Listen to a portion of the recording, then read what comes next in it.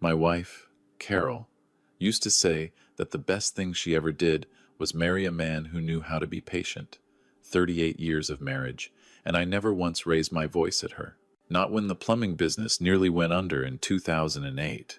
Not when we found out she had stage 3 breast cancer in 2019. Not even at the end, when the hospice nurses were coming every other day, and I had to learn how to make her laugh through the morphine fog just to see her eyes open all the way. Carol said I was built for the long game. She said some men break fast and loud, and some men bend slow and quiet, and then one day you realize the bending was just them getting into position. I didn't understand what she meant until after she was gone. Carol passed away 22 months ago, in April, on a Tuesday morning, when the dogwood in our backyard was in full bloom. She had asked me to leave the bedroom window cracked the night before, because she wanted to smell it. I sat beside her bed all night with my hand over hers, and somewhere around 5 in the morning, she stopped breathing so quietly that I almost missed it. The room smelled like dogwood and clean sheets. I sat there for a long time before I called anyone. We had built our life the old-fashioned way. I started Gerald's Plumbing and Mechanical straight out of trade school, ran it for 31 years, and sold it when Carol got sick so I could be home with her. The business sold for enough to pay off the house, keep us comfortable, and leave something behind for our daughter, Megan. That was always the plan. Carol and I talked about it in the hospital, talked about it at the kitchen table, talked about it in the truck on the way to her treatments. Whatever we had built, it went to Megan. She was our only child, and we loved her without condition. I want to be honest with you about Megan, because this story doesn't work unless you understand who she was before Derek came into the picture. She was a good person, genuinely. She called every Sunday, drove up from Columbus to help me with yard work, cried at her mother's bedside, and held Carol's hand for hours without saying a word. When Carol died, Megan was the one who called the funeral home, called the pastor, called Carol's sister in Phoenix. She handled everything while I sat in the kitchen, unable to move. I owe her more than I can say for those first few weeks. Derek was already in the picture by then. They had been dating about 14 months when Carol passed. He came to the funeral in a suit that was slightly too small for him and shook my hand with both of his, which I've always found to be a tell. Men who shake your hand with both hands either mean it completely or they don't mean it at all, and I've never been able to tell which one Derek was until it was too late. He was 36, worked in pharmaceutical sales, and talked about money the way some people talk about weather constantly, casually, as if discussing it made him an expert on it. He drove a leased BMW, wore a watch that he mentioned was a gift from his regional manager, and had an opinion about wine that I never asked for. He was not a bad-looking man. He had the kind of confidence that photographs well and wears thin in person. Megan was in love with him the way you're in love with something before you've been disappointed by it, and I kept my opinions to myself. They got engaged 8 months after Carol died. Megan called me on a Sunday, which was still our day, and she was so happy I could hear it before she said a word. I told her I was glad. I meant it. I made the drive to Columbus the following weekend and took them to dinner, and Derek talked about the wedding for 45 minutes and the life they were building. And I nodded and smiled and paid the check. What happened next happened slowly, the way a crack moves through old concrete. You don't notice it at first. Then you notice it and tell yourself it's nothing. Then one morning you put your foot down wrong and fall straight through. Derek had found a house. Not a starter house, not a sensible house, a 4-bedroom colonial in Dublin, Ohio, in a neighborhood where the HOA dues alone were $300 a month. The asking price was $460,000. They had saved roughly $40,000 between them. The mortgage they qualified for would cover the rest, but the monthly payment would take more than 60% of their combined income, and Derek wanted to avoid PMI, which meant he needed 20% down, which meant he needed $52,000 more dollars than he had. He did not ask me directly. That was not how Derek operated. What happened was that Megan called me on a Tuesday night, which was not our day, and she sounded the way she used to sound when she was 12 and wanted something she already knew the answer to. She told me about the house. She told me it was Carol's kind of house, with a big kitchen and a yard and a room that got the morning light. I don't know if she was using her mother on purpose or if she genuinely believed it. I sat in my kitchen for a long time after we hung up. I called my accountant the next morning. I had the money. Not comfortably, but I had it.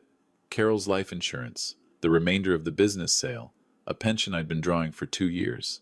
Giving Megan $52,000 would not ruin me. It would not ruin me, and it would make her happy, and it would be the kind of thing Carol would have done without a second thought. I wrote the check. I want to be clear about something. I did not write that check expecting anything in return. I wrote it because she was my daughter, and I loved her, and because Carol was gone and I was the only one left who could do it. I told Megan it was a gift, not a loan, and I meant that. I signed the card with both our names, mine and Carol's, because that's how it felt to me. I was delivering something Carol would have given herself. They closed on the house in October. I drove down for the closing, brought a bottle of champagne and a set of cast-iron cookware I knew Megan had been wanting for years. Derek carried the cookware to the car without saying thank you. I told myself he was just excited. The first sign was small enough to explain away. Christmas that year, they came to my house on the 23rd instead of the 25th, because Derek's parents in Scottsdale were flying them out for the holiday itself. I understood. It was their first Christmas together as an engaged couple. Families negotiate. I made a ham on the 23rd, set the table the way Carol always had, put out the good napkins. Derek spent most of dinner on his phone and the rest of it talking about his promotion prospects. They left by 8. I washed the dishes and put the leftovers in the refrigerator and sat in the living room with the tree lights on until I fell asleep in the chair. Easter, same thing. A conflict with Derek's cousin's thing in Cincinnati. 4th of July, they had friends renting a lake house. Carol's birthday in August, and I always kept Carol's birthday. Always Megan called to say they couldn't make it because Derek had a work conference in Nashville that she was going to join him for since they could turn it into a long weekend. I sat on the front porch with a piece of Carol's favorite lemon cake from the bakery downtown and ate it by myself and watched the fireflies. I told myself this was how it worked when your child built a life with someone. You receded. You made room. You became the scheduled obligation instead of the automatic one. I had seen it happen with friends, with my own father when I got married. It was normal. I was being reasonable. I was being patient, the way Carol always said. But then something happened that I could not explain away. Megan called me in September, 14 months after the closing, on a Tuesday again. I should have known something was coming by the day of the week. She started with small talk. Then her voice changed, flattened, just slightly, the way it did when she was delivering news she had already rehearsed. She told me that she and Derek had been talking, and they felt like the house was really too small, and there was a property in Upper Arlington that had just come on the market, and if they moved quickly, they could get a good price, but they would need help with the gap. I asked what gap. She said they had spoken to a financial advisor, and between the equity in the current house and the new mortgage, there was a shortfall of about $110,000. I did not say anything for a moment. She said that Derek thought it would be a great investment, that Upper Arlington property always appreciated, that she knew it was a lot to ask, but they really felt like this was the right move for their future. I asked if they had saved anything since the first house. There was a pause. She said they had been managing some of Derek's student loans, and there had been some unexpected expenses. I asked what unexpected expenses. Another pause. She said it was complicated. I told her I would think about it. I hung up and sat at the kitchen table and looked at the wall for a long time. I did not call back that week. On Friday, Derek called me himself, which had never happened before. He was friendly in the way salespeople are friendly, warm and slick in equal measure. He told me I was the most important person in Megan's life. He told me I had always been such a pillar of support. He told me that this opportunity was not going to wait, that the market moved fast, and that he knew I had the resources to help my daughter build the life she deserved. He said the phrase family investment 4 times in a 10-minute phone call. At the end, he said he hoped I understood that a man in my position had a responsibility to his family. I said I would think about it. After I hung up, I opened my laptop and spent 2 hours on a website that publishes court records. I don't know exactly what I was looking for. I think I was looking for permission to trust my instincts. I found 3 things. First, Derek had a judgment filed against him in Franklin County from 2021. A credit card company, $11,000. Second, there was a small claims filing from a former roommate over unpaid rent. Third, and this is the one that sat in my chest like a stone, there was a dismissed case from 2018, before he met Megan, involving a dispute with a former business partner over a private investment that had apparently gone nowhere. The dismissal was without prejudice. I didn't know what that meant legally, but I knew what it meant to me. I called my accountant again. Then I called a lawyer, a woman named Patricia, who had handled Carol's estate and whom I trusted completely. I told her what I was thinking and what I had found. She was quiet for a moment. Then she said, "Tell me everything from the beginning." I told her everything. She said she wanted a few days to look into some things. I said fine. I went back to my regular life, which at that point was mostly quiet. I had my garden, I had coffee with two old friends from the trade on Thursday mornings, I had my standing call with Megan on Sundays, which had gotten shorter and shorter until it was mostly just logistics. 3 days later, Patricia called me back. She told me that the mortgage on the Dublin house had been refinanced 4 months earlier. They had pulled out $38,000 in equity. She had spoken to a colleague and established that this was not unusual, but combined with the student loan debt Megan had alluded to, they were carrying significantly more than Megan had suggested. I asked Patricia what she thought was happening. She said she thought Derek was running out of runway and had identified me as the landing strip. I sat with that for a long time. The following Sunday, Megan called as usual. She asked how the garden was. I told her the tomatoes were coming in late. She asked if I had thought more about what she and Derek had discussed. I said I had. She asked what I was thinking. I said I wanted to see them, that I thought we should talk in person. She said she would check with Derek on the calendar. It took them 3 weeks to find a day. They came on a Saturday afternoon. I made coffee and put out the shortbread cookies that Megan had liked since she was a little girl. She noticed. She picked one up and got a look on her face, brief and soft. The look she got when something reminded her of her mother. Derek sat down at the kitchen table and immediately checked his phone. I said I wanted to talk about the money before we got into the house. Question. Derek said, Of course. Let's talk about it." He folded his hands on the table in a way that I recognized as something he probably practiced. I said I had done some research. I said I had found some things that concerned me.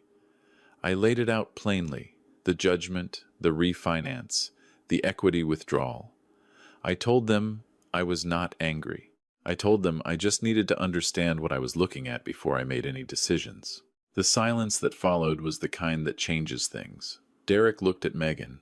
Megan looked at the table. Derek said that the judgment was old, that it had been a misunderstanding, that he had handled it. He said the refinance was a smart financial decision that their advisor had recommended.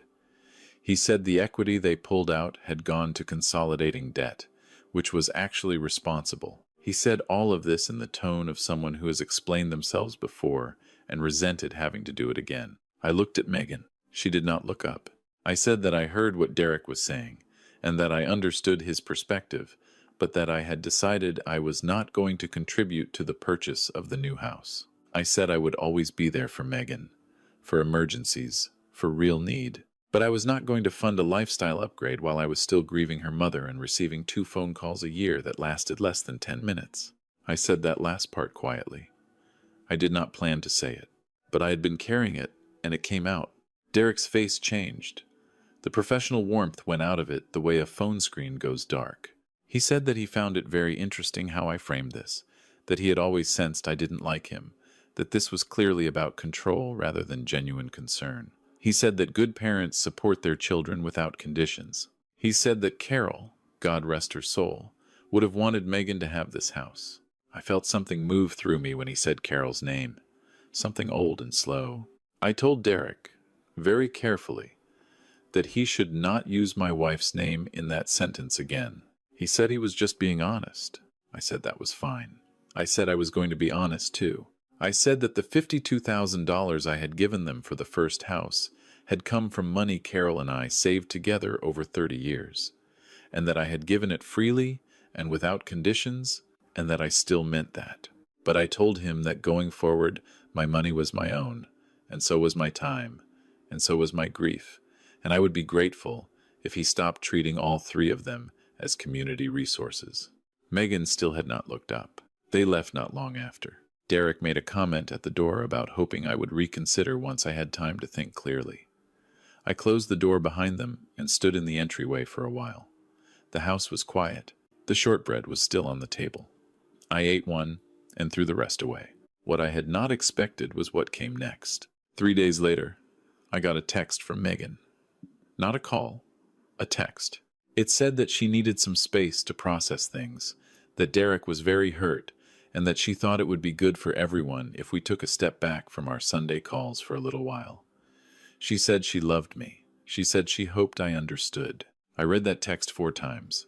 I wrote back, "I love you too. I'm here when you're ready." I put the phone down and walked out to the backyard and stood next to Carol's dogwood tree for a long time. A neighbor's kid was riding a bicycle on the sidewalk, back and forth, back and forth. A perfectly ordinary afternoon. The weeks that followed were the loneliest I had experienced since the first weeks after Carol died. I don't say that to generate sympathy. I say it because it's true and because it's relevant.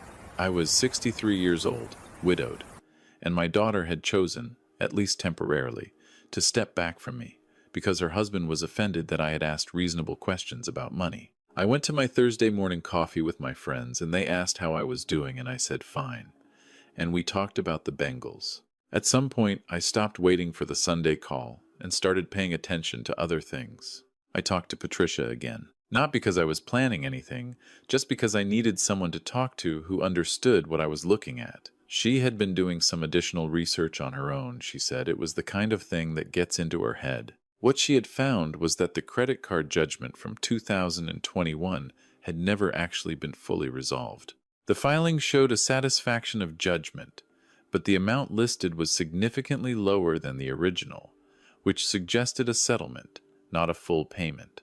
The remaining balance had likely been charged off.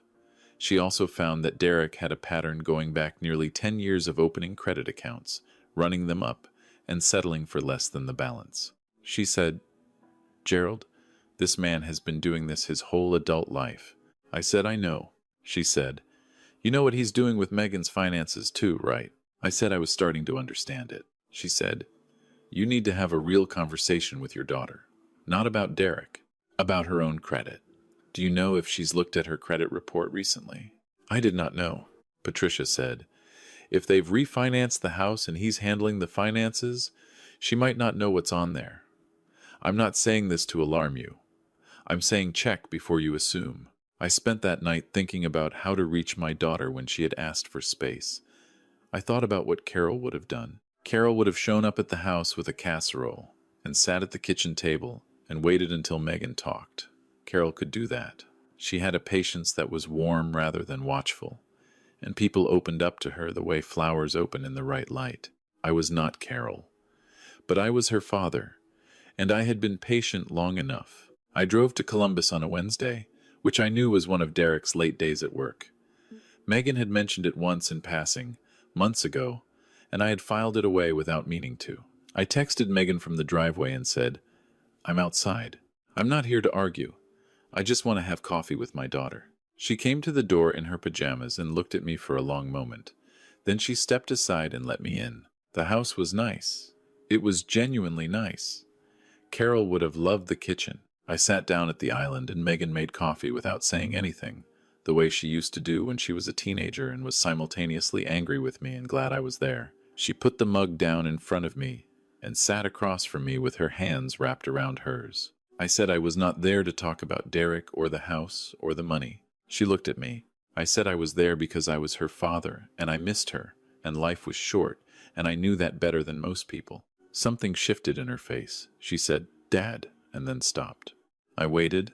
She said that things had been stressful, that money was tighter than she had expected, that Derek was under a lot of pressure at work and it was coming home with him. She said it in the careful, measured way of someone who has practiced defending a position and is starting to feel the effort of it. I said I wasn't there to judge any of that. I said I just needed to ask her one thing. I asked if she had looked at her own credit report lately. She frowned. She said she didn't really handle that side of things, that Derek managed their finances. I asked when she had last checked her own accounts, her personal ones, the ones from before they combined finances. She said she wasn't sure. Maybe a year ago, maybe longer. I slid a piece of paper across the island. It had the website for the Federal Free Credit Report, the one that's legitimate, not the ones that charge you. I told her I wasn't trying to scare her. I just wanted her to look. She looked at the paper for a long moment. She said, "Why are you giving me this?" I said, "Because your mother would have, and she's not here, so I am." Megan cried then, for the first time in this whole thing, not dramatically. She just pressed her lips together and the tears came out, the way they do when you've been holding something for too long.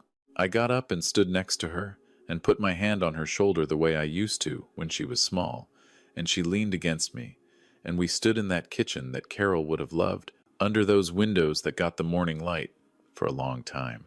I drove home without knowing what would happen next. What happened next took about 3 weeks. Megan called me on a Sunday, our day. Her voice was different, not the flat, rehearsed voice, but the real one, the one that shook slightly when she was upset. She said she had looked at the credit report. I waited. She said there were 2 accounts she didn't recognize. Store credit cards, both opened in the past 18 months, both with balances she had not known about, both in her name. I kept my voice steady. I asked if she had talked to Derek. She said she had. She said he told her he had opened them for convenience, to keep their shared expenses organized, that he had fully intended to pay them off, that it was not a big deal. She said it in the way of someone who has repeated an explanation back to you to show you she heard it, not because she believes it. I said, "What do you think?" She was quiet for a moment. Then she said, "I think I need a lawyer, Dad." I said I knew one. Patricia moved quickly. She had Megan in her office within the week. I did not go to the meeting. It was Megan's situation and Megan's decisions to make. But Patricia called me afterward and said my daughter was sharp and clear-eyed and would be okay. She said the accounts were a problem but manageable. She said Megan had options. Derek did not go quietly. That is not a surprise, given what I had observed of him. He made accusations that I had interfered, that I had poisoned the relationship, that I had manipulated a grieving woman with daddy-issue dynamics, which is a phrase I had to ask Patricia to explain to me. He sent Megan a 12-paragraph text message at 2 in the morning about her loyalty and her priorities. He told her that everything they had built was because of his vision and his hard work, and that she would be nothing without his guidance. Megan forwarded me the text without comment. I read it once and set my phone down. I thought about Carol. I thought about the way she looked at me across 38 years of ordinary mornings, at the kitchen table, over coffee, with that expression she had that I never found a word for, not love exactly, though it was love, but something more specific, something that said, "I see you. I know who you are. You are enough." I had spent my whole life trying to be worthy of that look, trying to be the kind of man who showed up, who kept his word, who stayed when staying was hard. I had not always succeeded, but I had tried. Every day, I had tried. Derek was not trying to be that kind of man. He was trying to be the kind of man who looked like that kind of man. There's a difference. It takes a few decades to really understand the difference. Megan filed for separation in November. She moved into a short-term rental while the lawyers handled the details. I drove to Columbus every other weekend, and we watched movies and ordered takeout and talked about her mother, really talked about her, the way we had not been able to do since the funeral, because Derek had always changed the subject when Carol came up. Megan told me she had noticed that, but not let herself think about it.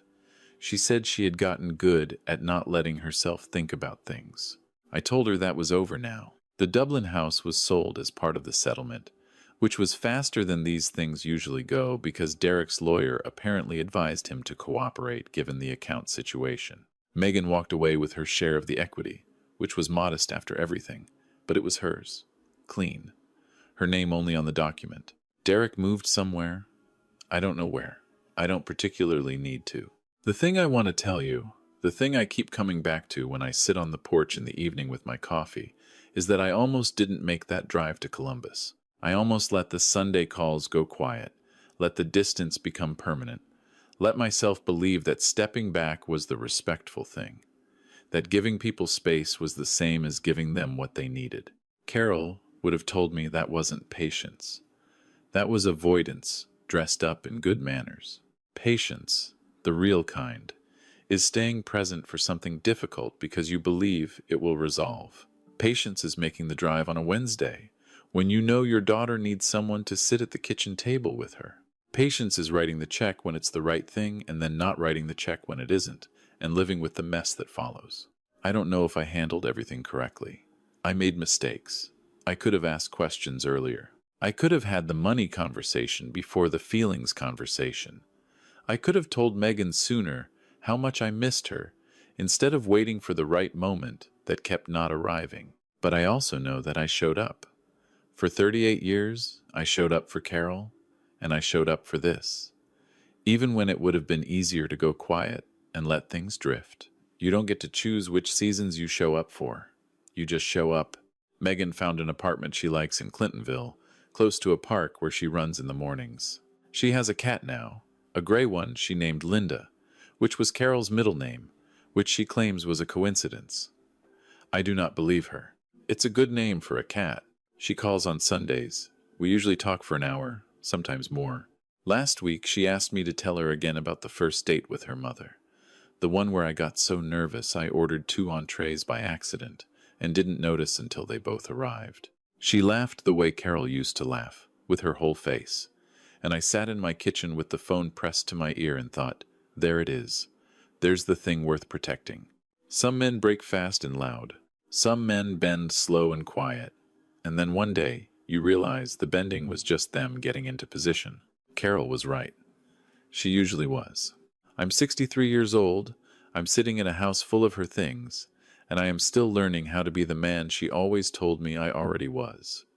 I think that's probably enough. I think that might even be the whole point. If you're listening to this, and you're watching your family drift, and you're telling yourself it's fine, that it'll work out, that the right moment to say something is coming, I want you to hear me when I say, the moment is now, not next Sunday, not when things calm down.